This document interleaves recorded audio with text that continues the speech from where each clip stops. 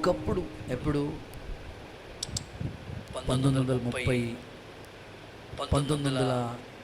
1884, 1884 ఆ సంవత్సరం, మేబీ ఈ ఇయర్ గుర్తులేదు, కానీ ఆ సంవత్సరాలలో ఒకప్పుడు మనకి పెద్దగా టెక్నాలజీ లేనప్పుడు ఎవరికైనా ఆపరేషన్ చేయాలంటే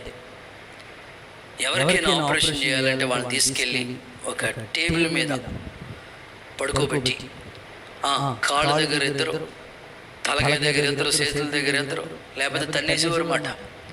అలా పట్టుకుని, అంతగా పట్టుకుని ఆపరేషన్ చేయడానికి వాళ్ళు చూస్తూ ఉండగానే ఆపరేషన్ అలా కోస్తూ ఉంటుంటే ఎంత భయంకరమైన పరిస్థితి అండి. అప్పుడు పరిస్థితులు అలా ఉండేవి. కానీ అద్భుతంగా జేమ్స్ సిమ్సన్ అనే వ్యక్తి క్లోరోఫామ్ని కనుగొన్నాడు ఆయన కదా. క్లోరోఫామ్ అంటే మొత్తు మందుని ఆయన కనుగొన్నాడు. ఈరోజు నేను ఈ సందర్భం మీకు ఎందుకు చెప్తున్నానంటే, ఈ క్లోరోఫామ్ని ఈ జేమ్స్ అనే ఈ వ్యక్తి, ఈయన కాదు మీరు చూస్తున్నట్లుగా ఆయన ఆ వ్యక్తి ఈ యొక్క అద్భుతమైన క్లోరోఫామ్ని ఈయన ఎలా కనుగొన్నాడు బ్రదర్ అంటే, వాక్యంలో మనం చూస్తాం కదా,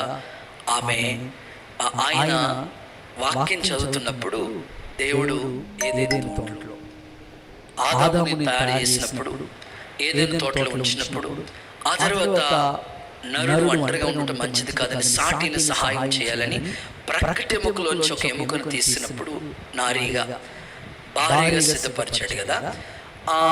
ఈ ఆదాముకి ప్రక్కటి ఎముకలోంచి ఒక ఎముక తీసినప్పుడు ఆయన చేసిన పని ఏమిటంటే గాఢ నిద్ర కలుగు చేసి అని రాయబడి ఉంది. అంటే ఆపరేషన్, గాఢ నిద్ర కలుగు చేసి అప్పుడు ఎముక తీశాడు. సో అది చదువుతున్నప్పుడు ఈయనకి ఆలోచన తట్టింది, ఈ క్లోరోఫామ్ని అలా కనుగొన్నాడు ఆయన. అంటే బైబిల్ చదివి చాలా మంది గొప్ప గొప్ప ప్రయోజకులు అయ్యారు.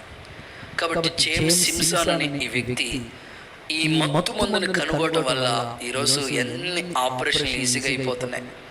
లేకపోతే అందరిని 10 మంది పట్టుకోవాలి, లేకపోతే కదా. దేవుడు ఎంత గైడెన్స్ ఇచ్చాడు ఆయనకి, జేమ్స్ అనే వ్యక్తికి. ఈరోజు నా ప్రార్థన, మీ కుటుంబాల్లో కూడా మీ పిల్లలకి వాక్యం చదివించండి. వాళ్ళకి చెప్పాలి,